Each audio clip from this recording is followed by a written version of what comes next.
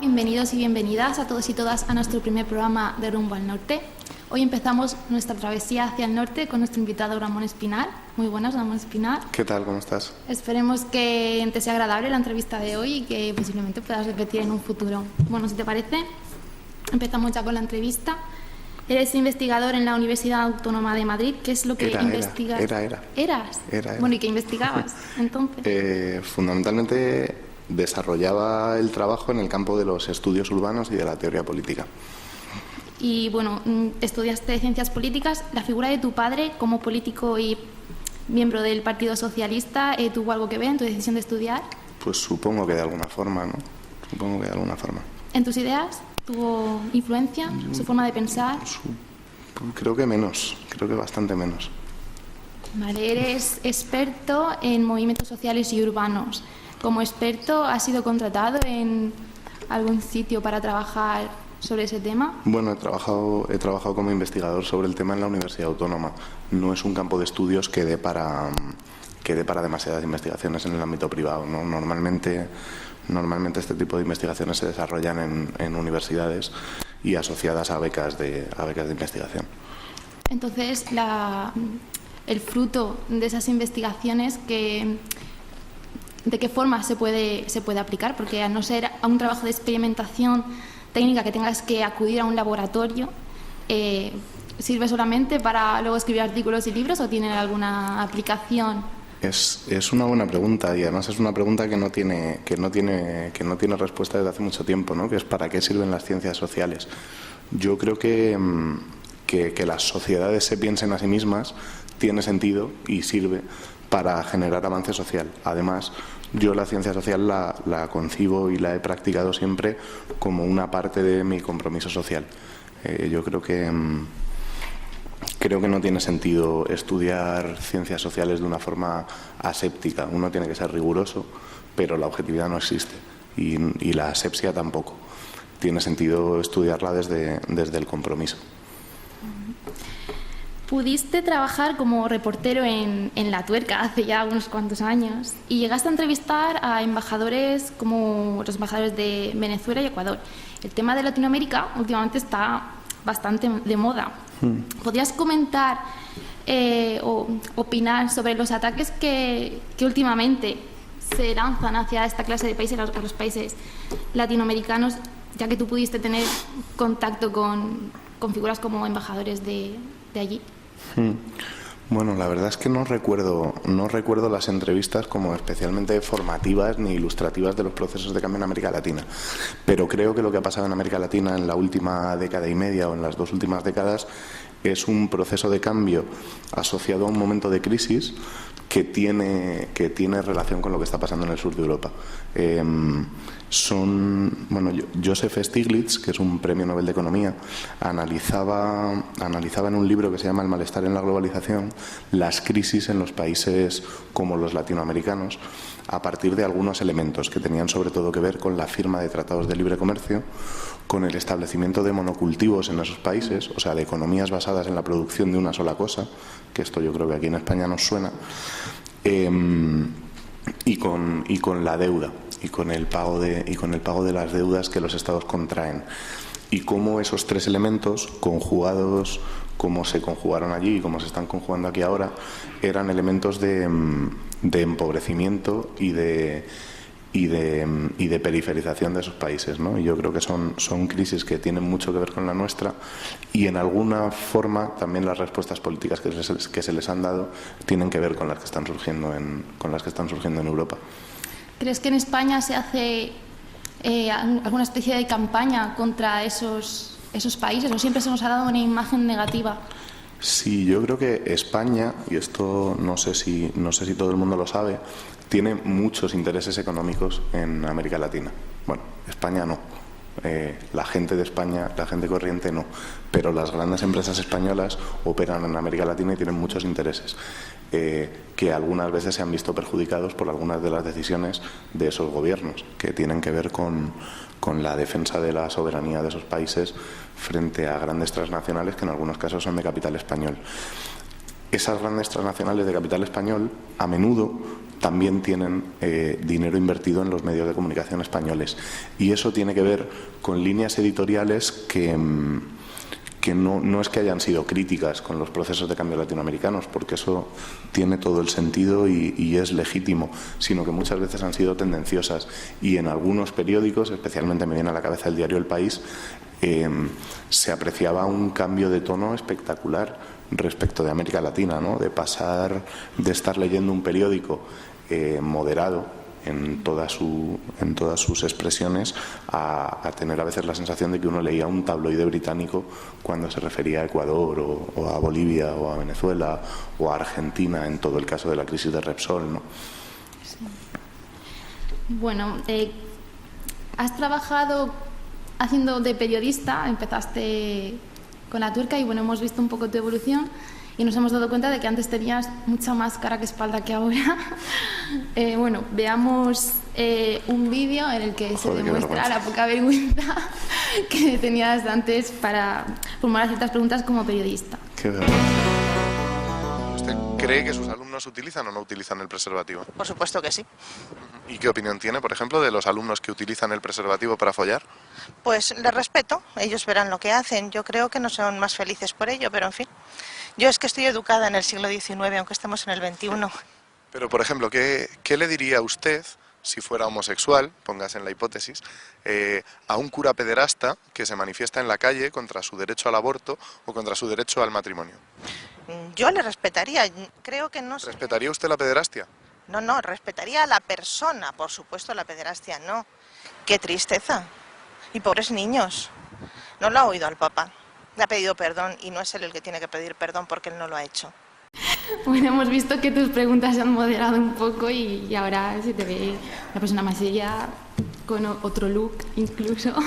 Bueno, el look tiene explicación y es que me dijeron, yo creo que esto es el primer programa que se emitió de La Tuerca, que la verdad es que es un recuerdo bonito, sobre todo ahora que estamos en un sitio bastante diferente al que estábamos entonces, ¿no? Que empezamos haciendo el programa en un garaje de Vallecas, que es un barrio de Madrid. La gabardina tiene una explicación, que es que me dijeron vístete bien y yo no tenía ropa para vestirme bien, así que pedí prestada una gabardina que me estaba enorme y salgo con esas pintas. Y las preguntas pues tienen que ver con el papel un poco y con el rol que jugaba yo como reportero en La Tuerca, que en ningún caso era de periodista. Yo era un activista que echaba una mano en La Tuerca como mucha otra gente, pero ni el trabajo era periodístico, ni yo soy periodista, ni aspiro a ser periodista. Vamos, yo soy otra cosa. En ese caso lo que era un militante comiéndose un marrón, que era el de hacer de reportero para La Tuerca y de hacer preguntas que tenían que darle al programa, como se ve con poco éxito, algo de ritmo y hacerlo algo más divertido. Pero ya te digo que lo hacía fatal, me da una vergüenza horrorosa y por favor no me saquéis ninguno más. Bueno, nos vas a permitir que alguno más saquemos. Joder. Bueno, reconoces que tu discurso frente a las cámaras ahora es más moderado. También ha pasado el tiempo y ya tienes cierta reputación. Bueno, es que juego otro papel, que no tiene nada que ver. Yo hacía de reportero en La Tuerca porque tocaba jugar un papel de reportero así como agresivo y intentando ser divertido, cosa que no me salía demasiado bien. Y ahora cuando salgo en los medios lo hago como portavoz de Juventud Sin Futuro, y cuando sales en los medios como portavoz de un colectivo tienes una responsabilidad y tienes que hacer las cosas de una forma que no tiene nada que ver con cuando sales haciéndote un poco el gracioso en un programa como La Tuerca, que entonces no veía a nadie y que ahora pues de vez en cuando te dicen que la gente ve por ahí cosas que ya te digo que dan bastante vergüenza porque hace bastantes años, ¿no? Sí, bueno, para dar alguna prueba de que has tenido un cambio y que ahora eres un poco más influyente que antes ante los medios, hemos preparado un vídeo de cortes con intervenciones tuyas. Veamos. Muy buenas, Iglesias. Estamos los reporteros Aldama y Espinar aquí en la Plaza Vázquez de Mella, pelados de frío, y vamos a dar comienzo a la sección La ciudad es nuestro campo de batalla. Quienes vamos en metro y en autobús, quienes nos chupamos los atascos, quienes nos chupamos la cola del paro, quienes hacemos malabares para pagar la luz y el alquiler, quienes ya no saben qué inventarse para pagar los libros de los niños cuando empieza el curso. En España, cuando acabas la carrera, tienes 3 salidas, por tierra, mar y aire. Pues es un poco la situación. Que Emilio Botín ha dicho, somos los grandes vencedores de la crisis. Tenemos un problema de identidad colectiva, porque si ellos son los grandes vencedores de la crisis, lo que tenemos que empezar a construir ya es quiénes somos los que la estamos perdiendo. Y los que la estamos perdiendo somos los que ganamos 500 euros al mes en curros de mierda. Por eso quería llamaros a todos e invitaros a las próximas movilizaciones que se van a seguir convocando desde la plataforma Juventud sin Futuro y que, bueno, que estamos en eso, en construir nosotros. En esta ciudad ha gobernado una coalición. Ha gobernado una coalición de intereses entre una casta política que le daba la espalda a la ciudadanía y sus amigos golfos que se han llenado los bolsillos con vuestro dinero, con el mío y con el de todos. Habrá también gente conservadora o liberal y decente, a quienes se les caiga la cara de vergüenza con este Partido Popular. Gente decente que comparte la definición de Abraham Lincoln de la democracia, que es el gobierno del pueblo, por el pueblo y para el pueblo. Esa gente tiene que venir sin miedo, se tiene que animar a preguntar, se tiene que animar a participar con nosotros, porque no hace falta compartir todos los valores y todas las ideas para defender el futuro de nuestros niños y de nuestros jóvenes y para defender los derechos democráticos. No hace falta compartir un gran programa ideológico para estar de acuerdo en que necesitamos echar a los golfos de nuestro ayuntamiento. Yo cuando empecé la carrera en primero, en políticas en la Universidad Complutense, mi matrícula, que el otro día miraba el recibo en casa, no llegó a 600 euros. Mi hermana ha empezado este año Bellas Artes en la Complutense y la matrícula han sido prácticamente 1.800 euros. Se ha decidido sacrificar a una generación entera que ya está por encima del 50%, por encima del 50% desempleada, que no tiene alternativas de futuro, en un país que ha decidido sacrificar cualquier alternativa de regeneración económica para pagar la deuda. Estamos aquí en la Iglesia de la Concepción, una de las iglesias más derechistas de Madrid, como puedes ver en la plaquita que tenemos aquí arriba, y vamos a seguir preguntando después de la Iglesia de los Jerónimos. Estamos preparados para ganar y vamos a salir a ganar. Vamos a ganar los cualquiera vamos a ganar esta ciudad. Paro, exilio, inmigración, una juventud sin futuro, ¿esa es un poco la única opción? Paro, exilio y precariedad. Como decía el subcomandante Marcos, en una carta muy hermosa, decía, dicen que las puertas fueron ventanas y antes fueron y son memoria.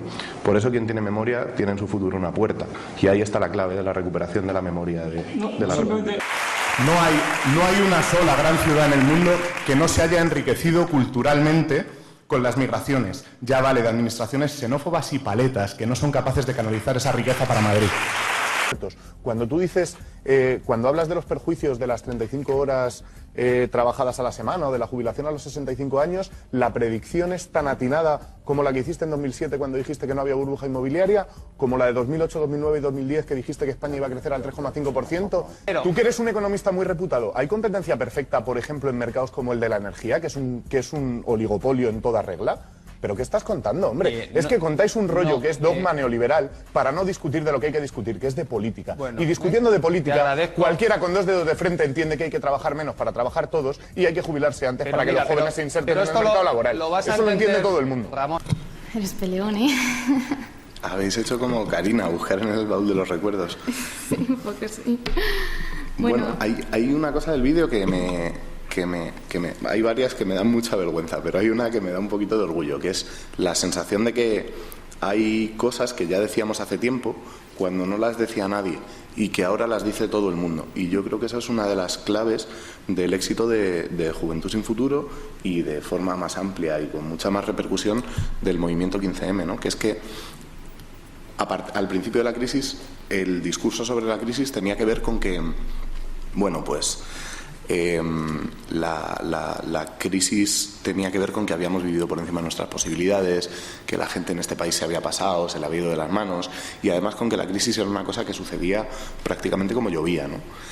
Y nosotros creo que con acierto político nos empeñamos en decir que no, que eso no era así, que la gente había vivido levantándose muy temprano por las mañanas para ir a trabajar, que se había gastado lo que ganaba y que la crisis no sucede como llueve, que la crisis tiene causantes, tiene culpables y tiene que ver con las decisiones políticas que se han tomado en el ciclo político anterior y que y que pues eso, que de la misma forma que las decisiones políticas que conducen a la crisis se han tomado en instancias políticas son reversibles y que las cosas se pueden hacer de otra manera y que no tienen por qué ser así. Ese discurso, que ahora hemos afilado mucho más y que está mucho más asentado en el sentido común de la sociedad española, cuando lo empezamos a hacer no lo decía casi nadie, ¿no? Y eso sí que la verdad es que me hace sentirme particularmente orgulloso de haberle puesto un granito de arena a un colectivo como Juventud Sin Futuro, de haberle puesto un granito de arena al movimiento 15M y de haber puesto un granito de arena en una herramienta como La Tuerca, que ha servido para difundir cosas que antes no decía nadie y que ahora prácticamente todo el mundo da por hecho que son ciertas. Bueno, hablemos de tu papel durante el 15M. ¿Cuál fue tu lucha? ¿Funcionó, no funcionó? ¿Crees que tuvo efectos? ¿Qué efectos tuvo? No, yo estaba en Juventud Sin Futuro y nosotros lo que hemos hecho antes, durante y después del 15M ha sido reivindicar, digamos, bueno, no sé si reivindicar, señalar y poner de manifiesto que esta crisis tiene un componente generacional importante, que para una generación entera las expectativas de vida de la generación anterior ya no se cumplen, que todos los derechos que la Constitución recoge se hacían efectivos a través de una relación concreta, que es la de salario, que es la que tiene que ver con el trabajo, y que cuando uno de cada dos jóvenes no encuentran trabajo, y de los que trabajan, muchos pueden ser perfectamente al mismo tiempo trabajadores y pobres, esos derechos de ciudadanía que la Constitución recoge no son ciertos, son mentiras, son papel mojado, y que no puede haber democracia si no hay derechos de ciudadanía y si los ciudadanos no son libres e iguales. Haber señalado eso y señalar que para toda una generación el contexto social ha cambiado es lo que hacemos desde el principio. Lo que creo es que ahora lo hacemos mucho mejor. Lo que creo es que hemos afilado el discurso, nos hemos mezclado con muchísima gente, porque el movimiento 15M fundamentalmente era un punto de encuentro de un montón de gente que venía de las militancias anteriores y que no venía de absolutamente nada, y que creo que fuimos capaces de ponerle palabras nuevas a una realidad que vivíamos, que fuimos capaces de conectar los sufrimientos individuales, conectarlos entre sí, ponerlos en común e irle poniendo nombre a lo que nos estaba sucediendo, ir diciendo, bueno, yo no me quedo triste en casa y tengo depresión y estoy parado porque soy un fracasado y lo he hecho todo mal, sino porque vivo en un país que no genera oportunidades para mí y que sí genera oportunidades para una minoría muy pequeña que se lo está quedando todo. Bueno, habla de Juventud Sin Futuro, que es donde más empleas el tiempo. ¿Cómo surge? ¿De quién fue la idea? ¿Qué habéis conseguido? ¿Qué objetivos tenéis? Pues el nombre surge en un plenario del que, si algún compañero o alguna compañera que estaba allí se acuerda, se morirá de risa, de gente que veníamos del movimiento estudiantil en Madrid, de asociaciones universitarias en Madrid. Nosotros éramos todos estudiantes, veníamos de militar en distintas asociaciones estudiantiles y asambleas de facultad. Fundamentalmente yo identifico tres núcleos. Con esto se cabrearán quienes no formaban parte de esos tres núcleos, pero son los tres grandes núcleos de los que nace Juventud Sin Futuro, que son el de la Universidad Carlos III, en torno a una asociación que se llamaba RISAP, y el de la Universidad Complutense, fundamentalmente en torno a la Facultad de Filosofía, y luego el del campus de Somosaguas de la Universidad Complutense, que éramos la gente de políticas de contrapoder. De ahí surge. El nombre surgió de una forma azarosa. Y la reflexión política no era nada azarosa, tenía toda la intención.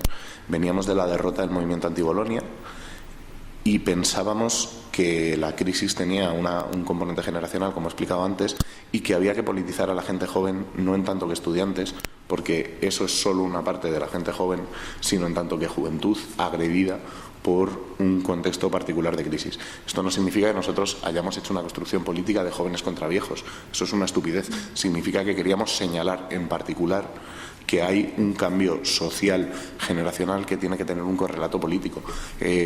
A la juventud, a todo el mundo, pero a la juventud, si no hacía política, se la hacían los de arriba. Y tocaba recuperar las riendas de la política para recuperar la democracia. ¿Pero os consideráis solo un movimiento protesta o tenéis algunos objetivos materiales para alcanzar? Yo es que creo que esta distinción entre movimientos de protesta, partidos y tal, es una distinción que se le queda un poco vieja al ciclo político que estamos viviendo. Yo no empecé a militar para militar en un partido o para militar en un movimiento. Yo empecé a militar para cambiar las cosas. Y creo que la mayor parte de la gente que se acerca a las herramientas políticas de cambio se acerca para cambiar las cosas. Eso se puede hacer de muchas formas. Se puede hacer, por ejemplo, como lo hacíamos en La Tuerca y como creo que lo haces tú en este programa, dando la batalla cultural y la batalla de las ideas en los medios de comunicación. Se puede hacer, como lo hace la PA, resolviendo problemas materiales de una forma efectiva en el momento, como es evitar un desahucio o dar una solución de vivienda a quien han desahuciado y ha perdido su casa. Se puede hacer a través de movimientos de protesta y de movimientos que tienen que ver con manifestaciones, que no son otra cosa que demostraciones de fuerza detrás de ideas. Y se puede hacer también por cauces institucionales. Lo que cuenta es la dirección del cambio. ¿Para quién se hace política? Si se hace política para los de arriba o para los de abajo. Eso es lo que cuenta. A mí los cauces a través de los que se hace me parece que son todos compatibles y todos necesarios. De forma que nosotros hemos estado presentes en el ciclo de protestas del 15M, nosotros hemos protagonizado algunas manifestaciones, hemos protagonizado algunas campañas de impacto mediático-cultural, como No nos vamos, nos echan, y ahora tenemos una campaña sobre la ciudad de Madrid en la que queremos incidir directamente en las elecciones municipales y autonómicas. Queremos decirle a las candidaturas ciudadanas: vamos a abrir un proceso de participación de la juventud para recoger demandas y necesidades, y estas son las demandas que tienes que llevar en el programa si quieres representar las demandas y necesidades de la juventud. Todas estas cosas no son antagónicas entre sí, son complementarias y necesarias, todas ellas.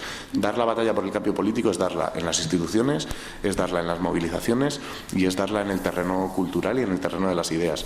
Sin fuerza social en las calles, sin cambio en las instituciones y sin cambio en las mentalidades, sin contarle a la gente que lo que padece no es un problema individual, sino que es un problema colectivo y que tiene causas políticas, el cambio es imposible. Esos tres elementos se tienen que conjugar y son necesarios los tres. Explica un poco la campaña No nos vamos, nos echan y No es país para jóvenes. La campaña No nos vamos, nos echan, hablábamos de... Poníamos sobre la mesa una palabra que ha sido muy polémica, que es exilio, para hablar de la gente que se está yendo del país porque aquí no encuentra hueco, porque aquí no encuentra futuro. De nuevo, ahora está bastante naturalizado pensar en la gente que se va del país como gente a la que han expulsado las políticas de austeridad y de expolio y de saqueo del país por parte de las élites. Pero al principio había quien nos los presentaba como aventureros, como gente que iba a aprender un idioma, a vivir una aventura, y de eso hay algo. Siempre hay gente que se va del país a vivir una experiencia o a aprender un idioma, y eso está muy bien. Pero cuando las estadísticas se empiezan a disparar y cuando la gente que se va no se va porque se quiere ir, sino porque la están echando del país, políticas que están dejando el país como arrasado, ¿no? sin ninguna oportunidad para una generación entera, hay que politizar eso. Y cuando uno va al diccionario de la Real Academia encuentra que la definición de exilio es abandono de tu tierra por razones políticas, y nos parece que es exactamente lo que está pasando, que la política hecha para los de arriba, por los de arriba y al servicio de los amigotes de los de arriba está echando a una generación entera del país. Bueno, tenemos un vídeo, hemos rescatado también otro vídeo, no te preocupes, aquí no aparece de ninguna forma. Lo vemos y lo comentamos. Las ciudades, las calles, las plazas pertenecen en democracia a quienes las viven, a quienes las construyen, a quienes las transitan y trabajan día a día. Por eso, en la plaza que los gobernantes, culpables del empobrecimiento de las mayorías, quieren dedicar a Margaret Thatcher, uno de los estandartes del neoliberalismo más salvaje, queremos que figure el nombre de la juventud exiliada, porque son las políticas neoliberales las que han expulsado del país a 1 millón de jóvenes en los últimos 2 años, las que tienen a más de la mitad en desempleo y las que nos obligan a trabajar, cuando podemos hacerlo, en condiciones que no permiten el desarrollo de vidas dignas. Queremos que Madrid rinda homenaje en sus calles a su gente, a la gente que está sufriendo el expolio y a la que lucha por recuperar el futuro y la democracia para todas, porque queremos conquistar nuestro futuro. Nunca más Madrid sin nosotras.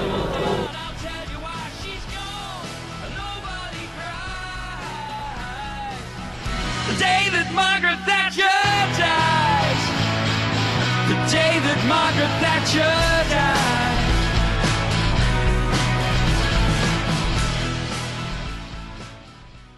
Mola, Disteis mucho que hablar con este acto. ¿Me explica un poco esta iniciativa? Mola. Pues lo que hicimos fue, como se ve en el vídeo, renombrar una plaza en Madrid.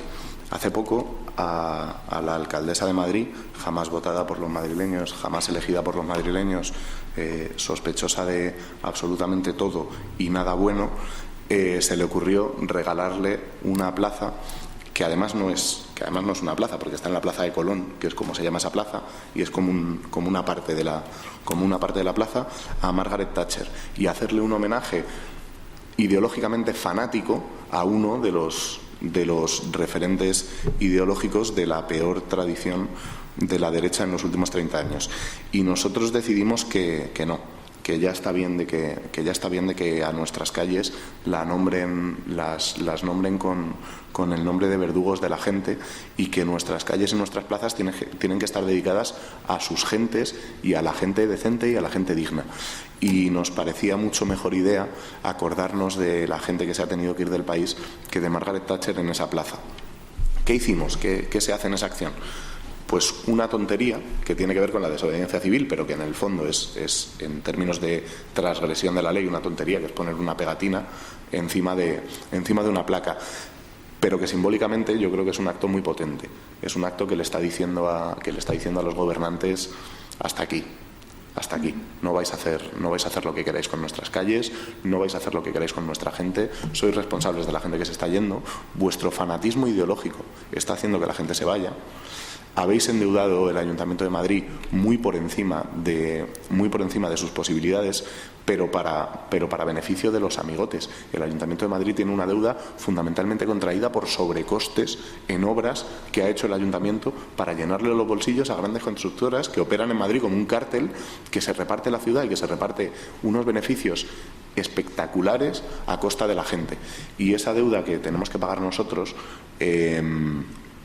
y que estamos teniendo que pagar sin haberla contraído, es una deuda que no es legítima y cuyos responsables tienen que pagar. Si además de eso le hacen homenajes a gentuza como Margaret Thatcher, pues es lógico que se planteen acciones de este tipo y que simbólicamente se repudie. Sí, fue un acto muy potente, porque salisteis en muchísimos medios de comunicación Pero fue una acción muy pequeñita, ¿eh? Siempre da la sensación de que estas cosas tiene que hacerlas mucha gente y tal, y que no éramos ni 20, no me acuerdo cuántos éramos, pero vamos, bueno, yo no sé si se puede decir que estabas porque tal, pero éramos muy poca gente, y simplemente fue poner una pegatina, así que no hace falta mucha gente para generar acciones que simbólicamente son muy potentes y que tienen mucho eco en los medios. Yo creo que esa es una de las virtudes y otra de las cosas de las que yo estoy muy orgulloso de Juventud Sin Futuro, ¿no? La capacidad de pensar colectivamente acciones que con muy poco generan mucho eco. En tu artículo No nos vamos, nos echan, Chun, chun. Dices que la juventud de hoy en día no se preocupa por temas políticos, incluso dices que no lee, pero a su vez... No sé, te prometo que no sé qué artículo es.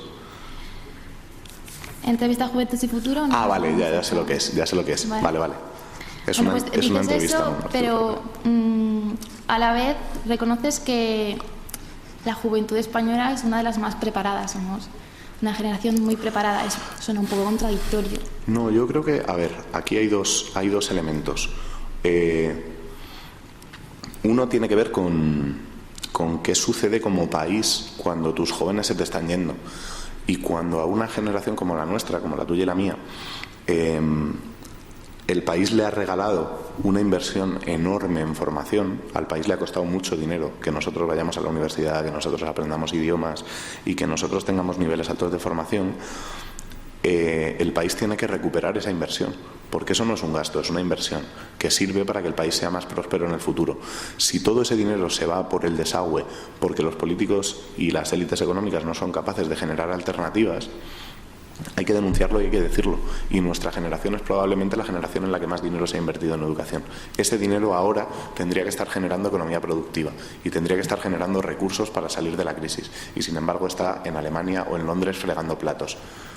Eso es un desastre en términos de sociedad. Y lo otro, lo de que la gente lee poco, pues es que me parece bastante obvio. La gente lee muy poco. Y a mí me parece que es clave, leer, me parece que es clave estudiar y me parece que es clave tratar de entender el contexto social y político en el que uno vive. Me parece que hay que hacerlo y que es imposible sin esfuerzo. Sin el esfuerzo de sentarte delante de un libro y pasar horas. Y eso a veces es muy aburrido y a veces es muy estimulante, pero es fundamental. ¿Y por qué crees que los jóvenes no tienen ese interés por la lectura? Yo es que no creo que la gente tenga intereses que le nacen de dentro. Yo creo que los intereses se construyen socialmente como todo y que si la gente está bombardeada por internet, por la tele, no tiene tiempo para prácticamente nada en su vida, es muy difícil que la gente lea y estudie. Y hay que generar espacios y tiempo, hay que generar vidas con tiempo, por ejemplo, para leer y para estudiar. No lo tenemos, no tenemos tiempo para prácticamente nada, ¿no? Y hay que generar, cuando nosotros decimos que hay que generar vidas que merezcan la pena ser vividas, una de las cosas en las que yo pienso es en eso, en tener tiempo para leer, para estudiar, para contextualizar la realidad que vives. Leer sirve fundamentalmente para eso.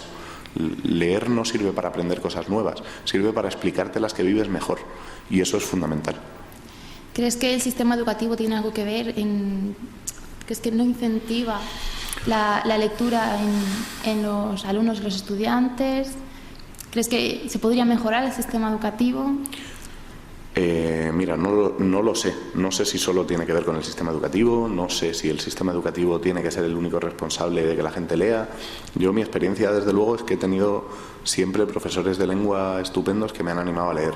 Es probable que el esfuerzo de los profesores de lengua porque los alumnos lean sea inútil si solo se esfuerzan los profesores de lengua.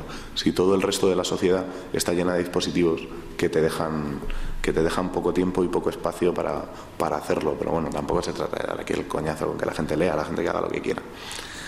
Entonces, ¿no crees que con las nuevas reformas educativas hay ciertos rasgos que impiden o que no transmiten el mensaje al alumno de que la cultura realmente sirve para lo que estás diciendo? El problema es que estamos en un modelo educativo, y esto es una cosa que la decíamos en el movimiento anti-Bolonia y es verdad, es absolutamente verdad. Estamos en un modelo educativo que convierte a las universidades en fábricas de trabajadores. Y estamos en un modelo educativo que convierte a los institutos y a las escuelas en fábricas de trabajadores y no en espacios de formación. Y la escuela y el instituto tienen que formar trabajadores y tiene que formar a gente para que tenga herramientas para aportar al modelo productivo, pero tiene que generar también espacios de conciencia crítica. Y eso cada vez sucede menos, a pesar del esfuerzo de los magníficos profesores que hay en el país. Pero esto está pensado cada vez más para una dinámica de mercantilización del conocimiento. El conocimiento ya no es una cosa que revierte en beneficio de la sociedad, sino fundamentalmente en beneficio de las empresas y de las empresas que han puesto a su servicio instituciones educativas que, por cierto, son públicas, que esto es una dinámica muy perversa. Las universidades son públicas, se financian con dinero público, las matrículas son más baratas porque son públicas, pero luego llega una empresa y con el 10% de la inversión en la investigación de un departamento se lleva, por ejemplo, las patentes, ¿no? Esta es una forma de saqueo. Esta es una forma de saqueo muy propia de las dinámicas del neoliberalismo, que tienen que ver con coger todo lo bueno de lo público y todo lo bueno de lo privado para los beneficios de unos pocos y a todos los demás, por decirlo fácil, que nos den. En el artículo que comentábamos antes dices que, al contrario de ese resto de jóvenes que no están dispuestos o que no practican la lectura o que no están dentro del mundo académico, la gente que pertenece a Juventud Sin Futuro sí que es gente muy preparada. Déjame acabar. Sí que es gente muy, muy bien preparada. ¿No consideras que dar el mensaje de decir, aquellos que hemos hecho la revolución juvenil, la revolución estudiantil y que estamos en las movilizaciones, somos gente muy titulada y muy bien preparada? ¿No crees que eso provoca un elitismo académico dentro de estas reformas sociales que... Dicho como lo dices tú, desde luego. Yo no lo pienso así. No me acuerdo de esa entrevista. Dicho como lo dices tú, tienes toda la razón. Yo no lo pienso así. Son dos cosas separadas.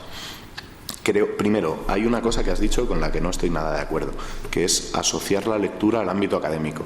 Leer y estudiar no pertenece solo al ámbito académico. Yo hace tiempo que dejé de estudiar y sigo estudiando con mucha gente, y estudiar no es ponerte con unos apuntes machaconamente y tal, sino leer para aprender sobre lo que vives, y eso creo que no le pertenece al ámbito académico, le pertenece a cualquiera.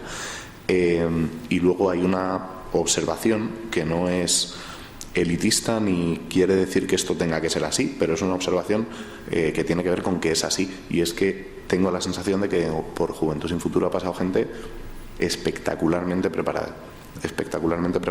O sea, yo tengo la sensación de que no he visto tanta gente tan preparada y tan inteligente junta nunca en mi vida en ningún sitio.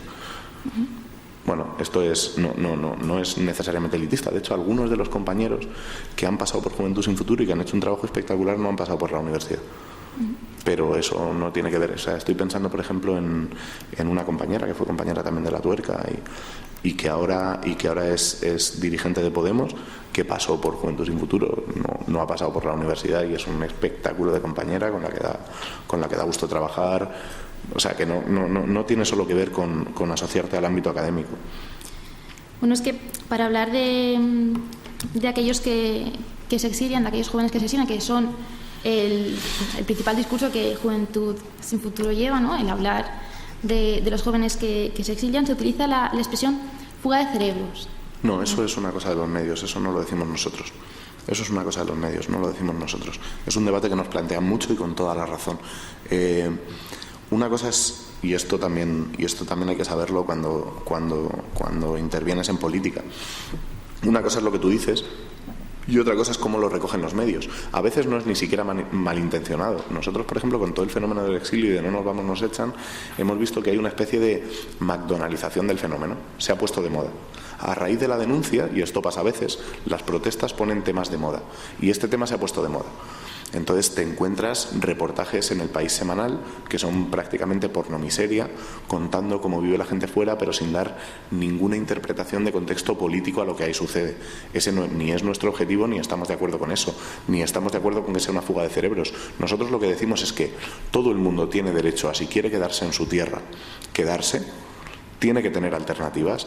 Su tierra tiene que generar alternativas, y más en un país tan rico como España. Este es un país muy rico. Aunque nos hayan vendido la moto de la crisis, este sigue siendo un país muy rico, con dinero suficiente para generar inversión productiva, para que la gente tenga formas de ganarse la vida y de tener vidas dignas.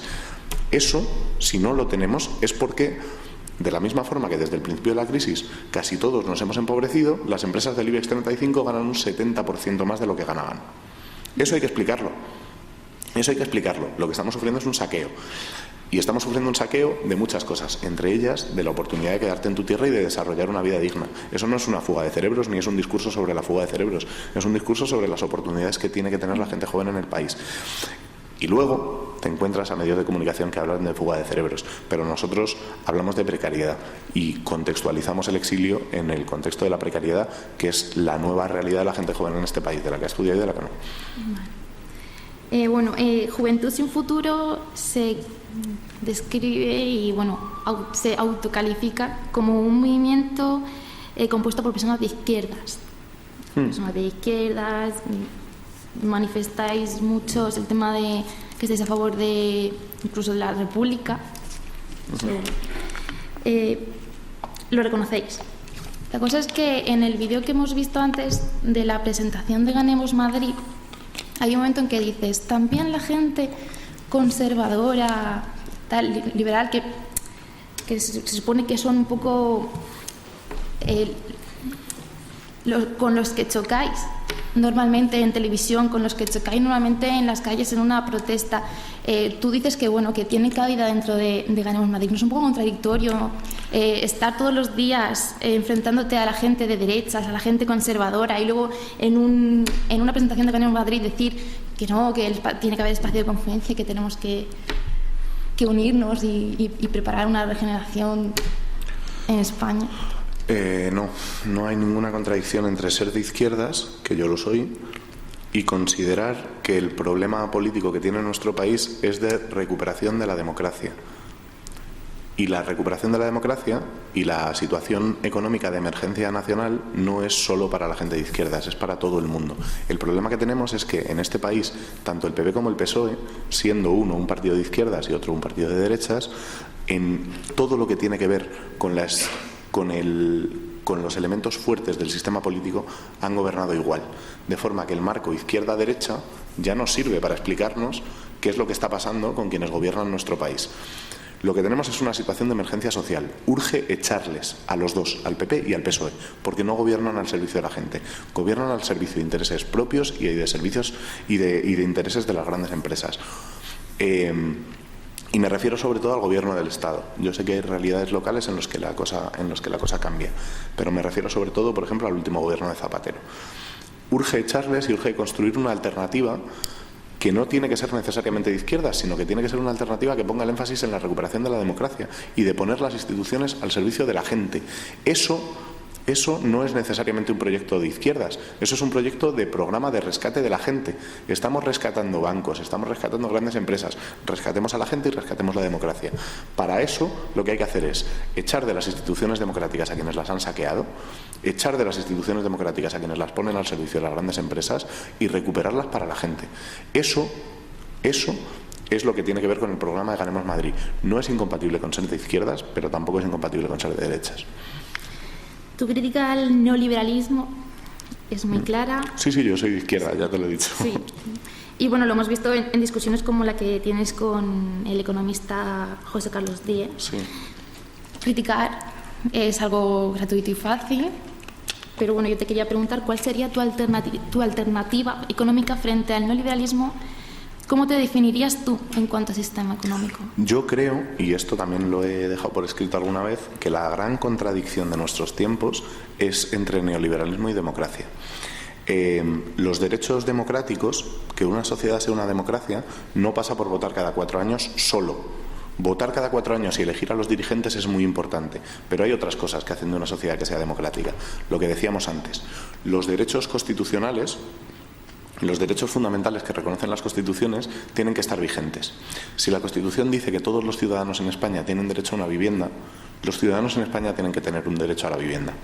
Si la Constitución dice que los ciudadanos en España tienen derecho a ganarse la vida a través del trabajo, los ciudadanos en España tienen que tener derecho al trabajo. Y si no lo tienen, la Constitución es papel mojado, porque no está haciendo efectivos los derechos que promete y está rompiendo el contrato social. ¿Por qué sucede esto? Por un mecanismo informal, que es el que ha operado el neoliberalismo. Estas constituciones europeas se escriben fundamentalmente después de la Segunda Guerra Mundial, en un momento de consenso y de hegemonía socialdemócrata, en la que se asumía la economía de mercado, pero se asumía también una corrección a la economía de mercado a través de la redistribución del Estado. A partir de los últimos 70 y los primeros 80, hay una contraofensiva conservadora a través del discurso neoliberal, que es un discurso que tiene que ver fundamentalmente con la destrucción de lo público, con hablar del Estado como si el Estado fuera, la expresión está de papá Estado, ¿no? Una especie de fábrica de pedigüeños y de vagos. Y no lo es. Lo que tiene que ser el Estado es un garante de derechos. Tiene que ser un agente de redistribución del dinero que la economía genera. La economía no se genera sola, no la generas tú ni la genero yo. La riqueza y la economía son productos sociales. Y la riqueza como producto social tiene que ser también redistribuida para generar dinámicas de sociabilidad y de sociedad. Cuando esto se destruye, cuando se destruyen las dinámicas de sociabilidad y de comunidad en las sociedades, y cuando se destruyen los derechos que las constituciones reconocen y se hace a través del discurso neoliberal, lo que hay que hacer es una oposición entre neoliberalismo y democracia. Y lo que necesitamos es recuperar derechos, recuperar la democracia con un modelo económico y con un modelo de sociedad que además tenemos que discutir entre todos, que no puede ser el de las viejas recetas. Yo lo digo, soy de izquierdas, pero no me valen las viejas recetas de la izquierda. No me vale llegar y decirle a la gente, esta es mi receta, cómpratela que la voy a aplicar. Yo quiero que se generen debates y deliberaciones públicas para que la gente decida qué quiere hacer con su futuro. No creo en los profetas, no creo en los predicadores y no creo en nada de eso. Creo en la gente y en ciudadanos y ciudadanas libres decidiendo sobre sí mismas. Entonces, ¿no crees en Pablo Iglesias? Yo no creo que Pablo Iglesias sea un profeta. ¿No crees en el programa económico que ha presentado Pablo Iglesias... Yo creo que Pablo ha presentado un documento económico que fundamentalmente señala causas y vías de solución de los problemas. Creo que en Podemos el programa económico lo va a hacer la gente. No creo que el programa económico sea ese documento, que de hecho es bastante poco concreto. Y en el caso de, como me lo decía respecto de los profetas y tal, en el caso de Pablo, yo creo que él fundamentalmente ahora mismo está jugando un papel que es el de ser una herramienta colectiva, aunque no lo parezca, aunque él tenga la presencia mediática que tiene, todo el mundo le conozca, la coleta de Pablo está hasta en la sopa. Yo creo que él está jugando un papel de herramienta colectiva. Él es un elemento facilitador de un proceso colectivo. Esta es una forma de entender el liderazgo que es diferente a la que estamos acostumbrados. Normalmente el liderazgo se entiende como un atributo de una persona que ejerce sobre los demás. En el caso de Pablo y en el caso de Podemos, creo que la construcción del liderazgo tiene que ver con aprovechar un capital simbólico acumulado en los medios de comunicación para ponerlo al servicio de un proceso colectivo.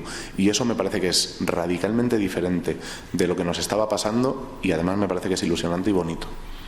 Hablemos de Ganemos Madrid. Hace poco pudimos verte en la presentación, fuiste como invitado. De hecho, muchos pensábamos que de alguna forma accederías a una portavocía. Hemos visto que no, creo que, si no me equivoco, hay 11 portavoces en Sí. Ganemos, en Ganemos Madrid. Y bueno, ¿por qué asististe entonces al acto y qué vinculación tienes con Ganemos Madrid? Participo en Ganemos Madrid. Fundamentalmente estoy desarrollando tareas relacionadas con la comunicación del proyecto, con la estrategia de comunicación del proyecto y con las redes sociales y con comunicación externa, que es lo que sé hacer, porque lo he hecho también en Juventud Sin Futuro durante mucho tiempo. Participé en el acto porque los compañeros me lo pidieron y porque apoyo la iniciativa sin ninguna duda, de forma que participé, y no soy portavoz porque yo ya soy portavoz de otra cosa que es Juventud Sin Futuro. Muy bien. Utilizas términos como casta y golfos en tus... Sí, tanto en la presentación como Casta menos. Cuando sales de los medios. Es algo muy oído por los portavoces de Podemos. ¿No crees que Podemos podría ser ese espacio de confluencia del que tú hablas entre izquierda y derecha? ¿Por qué tiras más hacia Ganemos, que es la impresión que yo tengo, antes que Podemos? Participo de las dos cosas. Participo de Ganemos y de Podemos. Podemos dice en su documento organizativo, en su documento político que se aprobó en la Asamblea Ciudadana, que no va a concurrir con su propia marca a las elecciones locales, con lo cual hay que construir alternativas locales porque es urgente echar también de las instituciones locales a quienes las están usurpando, y especialmente en el caso de Madrid. Y además me parece que en el caso de Ganemos hay un elemento, creo que hay muchos elementos comunes con Podemos, que tienen que ver con las primarias, que tienen que ver con el programa participativo, que tienen que ver con el protagonismo ciudadano. Pero hay un elemento que me parece especialmente interesante, que es el de la confluencia. La confluencia no tiene que ver con poner a muchos partidos políticos juntos, sino que tiene que ver con poner a trabajar en un proyecto de protagonismo ciudadano, con primarias y con programa participativo, a quienes trabajan sobre el territorio local, que es sustancialmente diferente de otros. Para unas elecciones europeas entiendo que Podemos concurriera solo y con su marca, y además el resultado es espectacular. Me parece que en unas elecciones locales hay actores pegados al territorio que tienen un papel que jugar y que tienen cosas que decir. Yo creo que los actores de la sociedad civil que fundamentalmente operan en el territorio local tienen que formar parte de este ciclo político y del protagonismo ciudadano a través de fórmulas de encaje en alternativas ciudadanas que no pasan por decir, te lo digo por ejemplo por el caso de Juventud Sin Futuro. Juventud Sin Futuro no dice nos metemos en Ganemos y ya nos presentamos a las elecciones, sino que dice nosotros vamos a generar herramientas de participación y le vamos a generar demandas a Ganemos y vamos a tener una relación de interacción con una herramienta electoral a la que le vamos a decir hemos generado un proceso participativo, estas son las demandas de la juventud, y después, si ganas y gobiernas, nos vamos a preocupar de vigilarte muy fuerte para que cumplas. Y es un modelo de relación entre herramientas políticas que no terminan de estar dentro, pero tampoco terminan de estar fuera, que a mí me parece que es especialmente interesante para los tiempos en los que vivimos. Yo creo que el 15M ha dejado un tejido social muy frondoso que hay que aprovechar y que no debe despreciar las instituciones, que son muy importantes en política. Tiene que seguir manteniendo la política como una cosa de todos los días. Política no es solo votar cada 4 días, política es empoderamiento colectivo. pero política también son las instituciones, y a las instituciones hay que interpelarlas, porque al final estar delante de un hospital para que no lo cierren es fundamental, pero también es fundamental controlar las instituciones para que no quieran cerrar los hospitales. La gente tiene muchas ganas de cambio, muchas ganas de que entren en política los partidos emergentes como Podemos o Ganemos. ¿Qué crees que pasaría si no llega a ocurrir? ¿Cómo crees que la gente se lo tomaría? ¿Se desanimaría o continuaría luchando o tomaría otras vías? Digo, tú estás muy cerca de la gente que lucha día a día. ¿Cómo crees que reaccionaría esa gente que lo está pasando tan mal, tanto jóvenes como otra clase de personas que viven de forma que están pasando por dificultades? A ver, te voy a dar una respuesta un poco de político, pero es verdad. Yo estoy en la hipótesis Victoria. O sea, es que no creo que la situación social permita otra cosa que un cambio político. O sea, tengo la sensación de que todo se ha movido tanto, que la política se ha quedado vieja y que el cambio es inevitable. De hecho, el cambio no solo se canaliza a través de los partidos nuevos, sino que estamos viendo cómo, por ejemplo, el PSOE de pronto se ha comprado un maquillaje nuevo. De pronto el líder del PSOE es un tío joven y muy guapo, deja de ser un señor mayor que lleva en política toda su vida y es un tío joven, muy guapo, que habla un lenguaje que es bastante similar al de Podemos, que se remanga la camisa, que hoy estaba jugando un partido de baloncesto en silla de ruedas por el Día de la Discapacidad y que ha cambiado completamente la gramática política de un día para otro. En el caso del PSOE el problema es que es maquillaje. El problema es que no es verdad. El problema es que el proceso colectivo, al final en política los actores son su proceso. Y el proceso colectivo de Podemos es un proceso de empoderamiento popular, mientras que el proceso de Pedro Sánchez es el procedimiento de poner a un maniquí a dirigir un partido político para que parezca que es lo que no es. Pero ese cambio tiene que ver con un cambio cultural profundo, y es que la gente ya le demanda a la política otra cosa. La gente ya no cree que la política le pertenezca a señores con traje y corbata, sino que la política le pertenece a la gente. Y eso ya es un cambio fundamental y es un cambio que está operando. Y respecto al cambio institucional, ya te digo, es que yo estoy en la hipótesis Victoria. Creo que no va a suceder que estos sigan gobernando después del ciclo electoral de un año que se nos viene. Hablas de que los jóvenes tienen que empoderarse políticamente, tienen que luchar por su situación. ¿Consideras que las medidas que se han tomado para con la juventud no han sido las correctas? Parece inevitable que en tiempos de crisis los jóvenes se vayan y emigren a otros sitios. Tú, como Ramón Espinar, como experto en movimientos sociales, urbanos y como politólogo, ¿qué medidas harías para que la juventud no tuviese que exiliarse o cuáles son las primeras reformas que crees que un gobierno debería de tomar nada más empezar su legislatura? Yo creo que no hay forma de tomar una medida concreta y parcial para que la gente vuelva. Es que me parece que la gente vuelva, que la gente se haya ido, que haya un 54% de desempleo juvenil, no es el producto de una medida, ni se puede cambiar con una sola medida. Es el resultado de la gestión de la crisis, y la gestión de la crisis ha sido un cambio estructural en el sistema. La gestión de la crisis ha puesto patas arriba al sistema. Necesitamos, para que la gente vuelva, un proyecto entero de país, no una sola medida. Necesitamos un proyecto entero de país. Necesitamos un país que regenere sectores de la economía para que la economía funcione. En este país la construcción pesaba un 20% de la economía y se ha caído. Eso hay que regenerarlo. Necesitamos repartir las horas de trabajo para que pueda trabajar todo el mundo. Eso es fundamental. La gente que trabaja está trabajando con horarios de locura, mientras que hay un montón de gente que no trabaja. Nos han ampliado la jubilación hasta los 67 años cuando no hay inserción de los jóvenes en el mercado laboral. No hay inversión en la economía productiva. El sector público, que debería estar regenerando la economía, está ahorcado por el pago de los intereses de la deuda. Está todo al revés y necesitamos es que me repito, pero necesitamos recuperar las instituciones para recuperar un proyecto de país que no vaya hacia donde vamos. Vamos hacia un país en el que no hay sociedad y no hay comunidad. Hay una jungla en la que se salva el que puede llega arriba, los de arriba viven muy bien y a todo el resto pues nos queda el paro, el exilio y la precariedad. Bueno, para acabar con la entrevista te propongo un juego, ¿vale? Voy a nombrarte una serie de adjetivos y me gustaría que tú le pusieses nombre a esos adjetivos. Vale. Cobarde. Rajoy. Hipócrita. Rajoy. Por favor, si puedes cambiar. Sí. Excéntrico. Un amigo monedero. Sorprendente. El proceso de cambio que está viviendo este país. Necesario. El proceso de cambio que está viviendo este país. Por favor. Eficaz.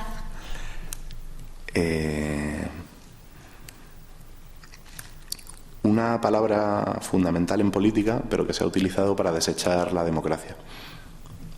Razonable. El cambio. Productivo. El sistema productivo que tenemos no lo es, el que tenemos que inventarnos. Ambiguo. Ni idea. ¿Y éxito? Cambiar las cosas. Bueno, ahora pasamos con las preguntas del público. Hola, buenas noches. ¿Qué tal? Mira, hemos oído con mucho interés tanto las críticas de Podemos como vuestro partido. Entonces, existe básicamente, hay una estadística en la Unión Europea que dice que 1 de cada 4 jóvenes tiene un contrato precario, la mayoría está en el sector de la hostelería. Eso en la Unión Europea. Por otro lado, tenemos en Estados Unidos que las empresas, como tú dices, están en contacto con los últimos cursos de estudiantes para ofrecerles un puesto de trabajo y aparte una beca. Entonces, tanto en la Unión Europea como en Estados Unidos está este modelo que dices tú, que criticas un poco, en el que mandan las empresas y que se tiene que acoplar los trabajadores a las necesidades de dichas empresas. Entonces, hay un libro muy interesante que se titula ¿Quién me robó mi queso?, en la que te plantea los cambios en esta sociedad muy cambiante.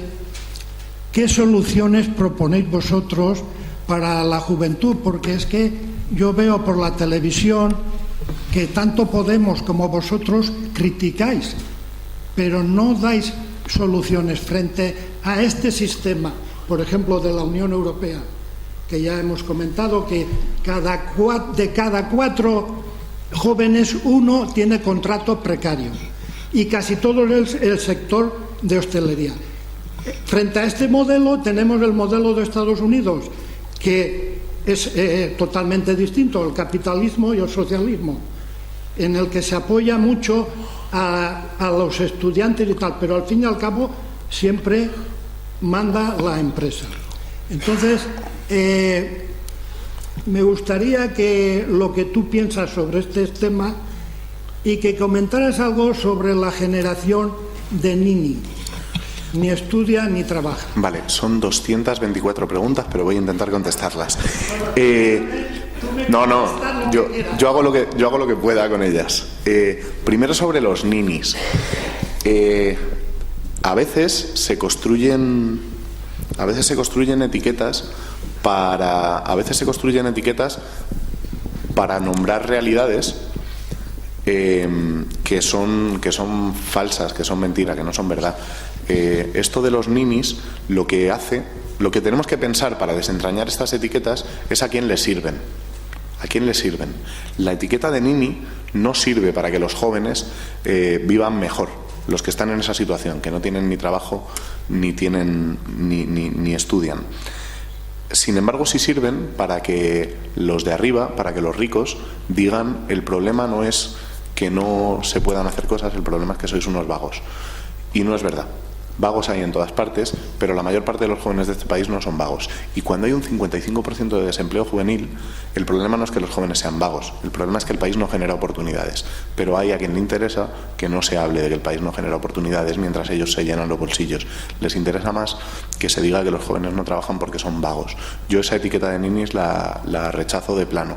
La rechazo de plano. Me parece un producto ideológico de quienes quieren seguir ganando mucho dinero a costa de quienes no tienen oportunidades. Sobre lo otro, primero, decir que el modelo de la Unión Europea es un modelo socialista es como para echarse a reír. No lo es. Si el modelo que nos proponen es el de Estados Unidos, yo estoy de acuerdo con que hay algunas cosas en Estados Unidos que funcionan mejor que aquí. Por ejemplo, las universidades. Pero tenemos que mirar al modelo social completo. Y el modelo social de Estados Unidos está basado en un 30% de la población que es pobre. Un 30% de la población en Estados Unidos es pobre y está fuera del sistema. Ese modelo yo no lo quiero ni ver. Yo no lo quiero ni ver. Porque normalmente quienes proponen este modelo nunca están entre ese 30%. Casi nadie del 30% propone este modelo. Lo suelen proponer los que están en el 10% de arriba. Es un modelo que funciona y que funciona bien y que está muy bien engrasado y que de hecho ha salido de la crisis con más facilidad que el nuestro, pero sobre la base de un 30% de la población que es pobre, que normalmente además suele coincidir con que además de pobre es negra. Algo tendrá que ver. Algo tendrá que ver. Ese modelo de segregación racial y de empobrecimiento de grandes bolsas de población yo no lo quiero ni ver en mi país. Yo no quiero un país con un 30% de pobreza. Y vamos camino, ¿eh? Estamos ya en el 28% de la población en riesgo de pobreza. Claro, ese es el modelo.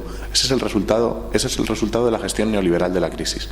Hacen como Robin Hood, pero al revés. Roban a los pobres, se lo dan a los ricos. Las empresas tienen cada vez más beneficios. El Producto Interior Bruto del país no se resiente mucho después de la crisis. Es prácticamente el mismo que antes. Pero la gente sí lo ha notado. La gente ha notado que las empresas se enriquecen mientras nosotros nos empobrecemos. Ese no es el modelo. ¿Qué hacemos nosotros o qué proponemos? Pues yo te digo como lo veo yo, que tiene bastante que ver con cómo lo ve Podemos, por cierto.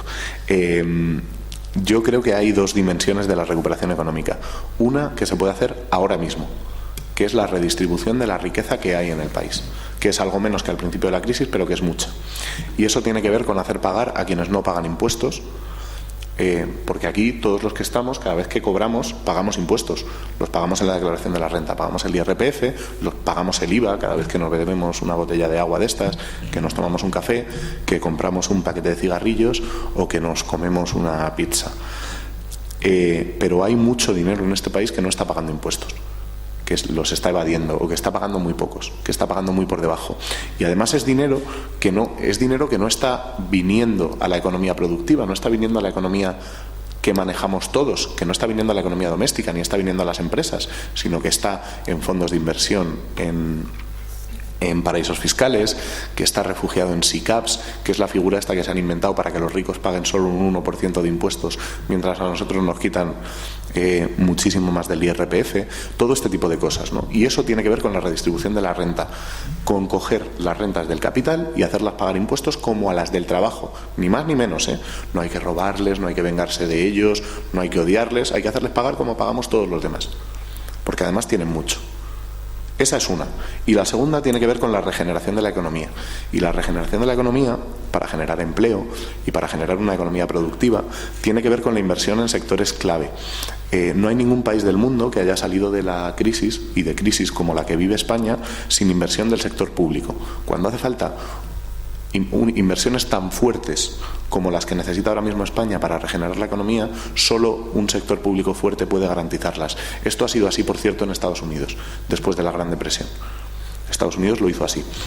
De hecho, las políticas de Obama de salida de la crisis tienen fundamentalmente que ver con incentivar la demanda a través de la intervención del sector público en la economía. Eso es lo que necesitamos. Necesitamos políticas fuertes de intervención del sector público.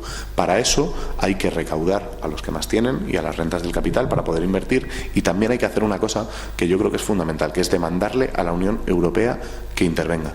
La Unión Europea es un proyecto político que ha colocado a España en una situación de periferia europea. El Tratado de Maastricht nos otorgaba un papel en la economía europea, que era fundamentalmente ser un país de sol, playa y construcción. Cuando ese papel que nos han otorgado con limitaciones a la producción agraria, con desmantelamiento del tejido industrial, con privatización de las empresas públicas. Todo esto estaba recogido en el Tratado de Maastricht, todas estas políticas, y nos las ha impuesto la Unión Europea para formar parte del sistema euro. Es el momento de ir y decirles: este modelo ha fracasado y es el que ustedes nos han impuesto.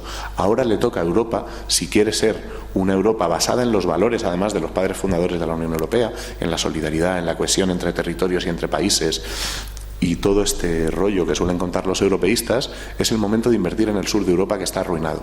Es el momento de que Grecia, España, Italia, Irlanda, Portugal reciban inversiones de la Unión Europea para regenerar su economía. Y sin eso va a ser complicado. Así que esas son las dos dimensiones, en mi opinión, de la recuperación económica. Una redistribución que se da en la escala del Estado y una necesidad de inversión pública que se tiene que dar a escala de la Unión Europea. Sin eso va a ser complicado. Siguiente pregunta. Buenas noches. Soy Paco Martínez. ¿Qué tal, Paco? Profesor jubilado de instituto. Quisiera hacerte dos preguntas. A lo largo de la conversación, tú has planteado con toda claridad la convergencia política y social de las fuerzas del cambio a nivel local, a nivel municipal, a través de la fórmula ganemos o guañem. Yo quisiera preguntarte, sé que es complejo y sé que no es nada sencillo, plantearte la conveniencia y la necesidad de convergencia política de las fuerzas que están a la izquierda del PSOE, concretamente Podemos, Izquierda Unida, ECUO y en el País Valenciano Compromís, la conveniencia, la necesidad o la dificultad de converger no en el plano municipal, sino en el plano autonómico y en el plano estatal, dadas las características de la Ley DON.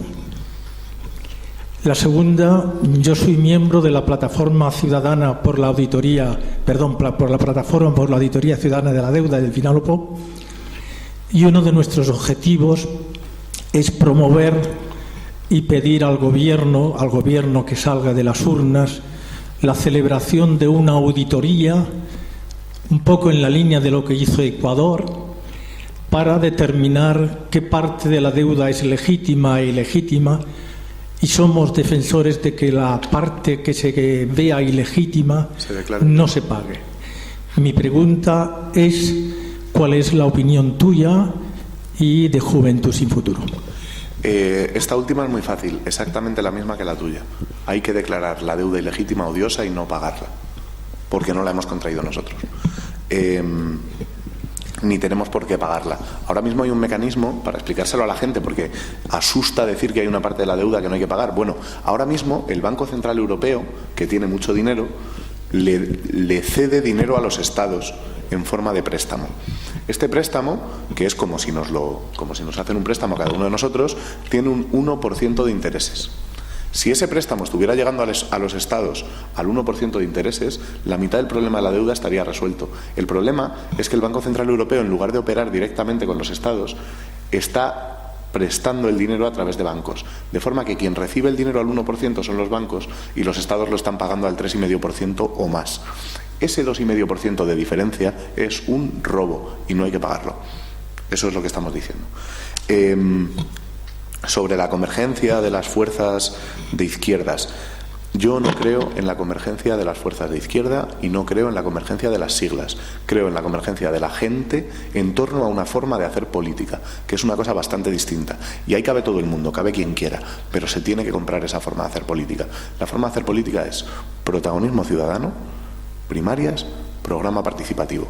Con esos tres elementos, y esta es mi postura en Ganemos Madrid, quien quiera que esté, pero esos tres elementos son innegociables, porque son los tres elementos que van a protagonizar el cambio, que el cambio consiste fundamentalmente en democratizar la democracia, la económica y la que tiene que ver con la representación. Hace falta controlar a los políticos, hace falta mayor control sobre los políticos, hace falta elegir en primarias, en procesos limpios de primarias abiertas a los candidatos, y hace falta que los programas de gobierno de las fuerzas que concurren a las elecciones por el cambio no sean programas hechos en camarillas ni en equipos, por muy preparados que estén. Es la gente quien tiene que decidir qué quiere hacer, porque en eso consiste la democracia. Y después tendrán que venir técnicos a hacer posibles los valores que entre todos y todas nos demos. Pero es fundamental que la gente decida y que la gente participe en política. Así que la convergencia no se puede dar entre siglas, porque eso nos lleva de nuevo al viejo panorama, ¿no? y al viejo debate del que yo, por cierto, he participado muchísimo, de la unidad de la izquierda y de tal y de cual, pero eso nos lleva a ocupar un 10% del tablero político, no mucho más. El protagonismo ciudadano en el que la izquierda tiene que estar cómoda y se tiene que sentir cómoda va mucho más allá, porque no plantea un proyecto de izquierda, sino que plantea un proyecto de país para la gente, y eso es fundamental. ¿Alguna pregunta más? Sí, voy yo. Hola. ¿Qué tal? Bien. Te iba a preguntar, ¿qué opinas tú de la libertad, de tener la libertad, el derecho, por ejemplo, a no votar? No sé si entiendes la pregunta. Sí. ¿Consideras que hoy en día la gente siga teniendo este derecho? ¿No obligarías de alguna forma a que involucrar a las personas? Obligarlo no, sino estimularlo más. Eso. Estamos en dos... o sea, la pregunta tiene dos partes. No obligaría a la gente a votar. Creo que los derechos, algunos de los derechos tienen que ver con las elecciones individuales. Hay derechos que son individuales y que uno decide si los ejerce o no. El derecho al voto es un derecho individual y no votar también es una forma de ejercerlo, por cierto. Si hay que estimularlo, yo creo que sí. Creo que, sobre todo en tiempos como los que vivimos, las instituciones son fundamentales para el cambio político. No va a haber cambio político sin cambiar las instituciones, le pese a quien le pese. Mientras el boletín oficial del Estado y el dinero de los presupuestos generales del Estado y de los presupuestos autonómicos y locales estén en manos de quienes están, va a ser muy difícil cambiar las cosas en este país. Así que sí, y de hecho estimular a la gente a votar es hacer cosas como la que estamos haciendo ahora. Lo que pasa es que no nos podemos quedar en el voto, porque solo votar cada 4 años o solo votando cada 4 años nos puede pasar lo que nos ha pasado en el último ciclo político, que es que votamos a líderes políticos y votamos a representantes que utilizan el voto como un cheque en blanco. Rajoy o Zapatero se presentaron a las elecciones con programas que al día siguiente de ganar las elecciones incumplieron sistemáticamente. Y el programa electoral tiene que ser un contrato. Pero para que sea un contrato que siga en vigor, la ciudadanía tiene que estar atenta y obligar a cumplirlo a los políticos. Para eso hace falta establecer mecanismos de control, por ejemplo, de revocación. Todo eso tiene que estar incluido en las alternativas de Unidad Popular y Ciudadana, el control a los políticos. Y cuando quiero decir, a Zapatero, cuando dijo en el Congreso de los Diputados, me cueste lo que me cueste, voy a hacer lo que tengo que hacer, fundamentalmente lo que estaba diciendo era: voy a romper mi contrato con quienes me han votado y voy a gobernar a las órdenes de Merkel y al servicio de Botín. Bueno, pues cuando Zapatero hace eso, la ciudadanía tiene que tener mecanismos para revocarle, para decirle: usted no va a seguir siendo nuestro presidente del gobierno porque le votamos para una cosa y está haciendo la contraria. Entonces, ¿no estás de acuerdo con la campaña que se dio durante el 15M que se titulaba "No les votes"? Me parece que esa campaña corresponde a un ciclo político. Bueno, primero, yo he ejercido el derecho al voto siempre. O sea, yo he votado siempre. Me parece que es fundamental votar. Y a veces he votado males menores y ahora, en las pasadas europeas y supongo que en las próximas convocatorias, votaré mucho más convencido y mucho más ilusionado. Pero en todo caso, el derecho al voto me parece que tiene sentido ejercerlo de forma estratégica o ilusionado. En cualquiera de los dos casos tiene sentido ejercerlo. Pero cualquiera está en su derecho de no ejercerlo. Lo que pasa es que me parece que la campaña "No les votes", que no decía "no votes", la campaña "No les votes" no decía "no votes", decía "no votes a estos", con la que yo estaba de acuerdo. En todo caso corresponde a un momento político anterior.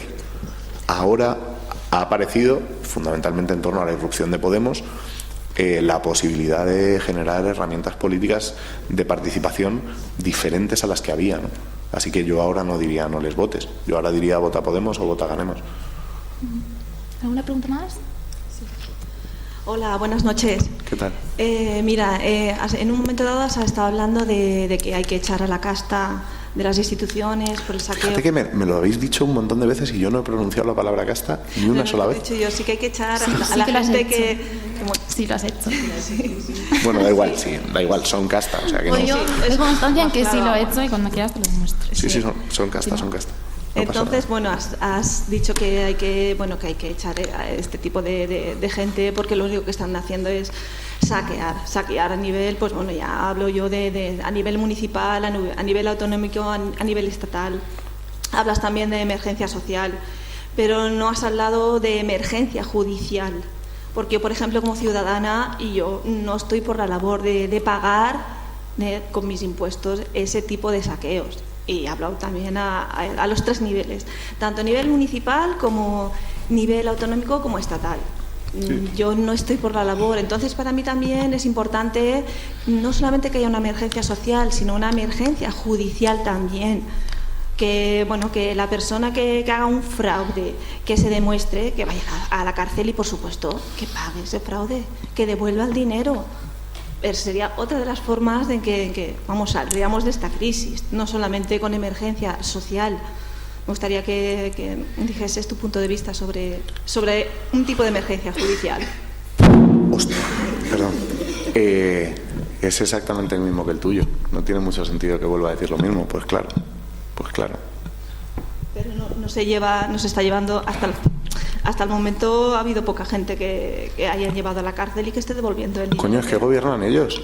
Exactamente, por eso digo que... Es que gobiernan ellos. Es que ¿cómo va a llevar Rajoy a mucha gente a la cárcel? Sí. Si ha dicho un juez hace poco que su partido, el que él preside, del que él es el jefe, además de jefe de gobierno, Rajoy es jefe de un partido que es el partido más antiguo del mundo, porque el tiempo de Alibaba eran 40.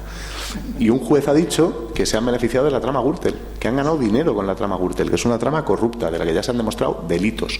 ¿Cómo Rajoy va? Pues lo que ha hecho con Ana Mato: venga, te quito de ministra, pero te dejo en la dirección del partido y de diputada, no vaya a ser que te cabres y cuentes toda la mierda que tengo debajo de la alfombra. Pues claro. Claro. Por eso te digo yo que yo también veo no solamente una emergencia social, sino una emergencia judicial. Sí, pero que forma parte de lo mismo. Hasta que no les echemos, esto no cambia. Esto no cambia, está claro. ¿Alguna pregunta más? ¿Nadie? ¿No? Bueno, pues muchas gracias, Ramón. ¿He aprobado el examen? Sí, has aprobado con creces. Muchas gracias por asistir, por venir, por participar. Espero que hayas estado cómodo. Y bueno, desde aquí ya me saludo y nos vemos en el próximo programa en nuestra búsqueda del norte. Un saludo.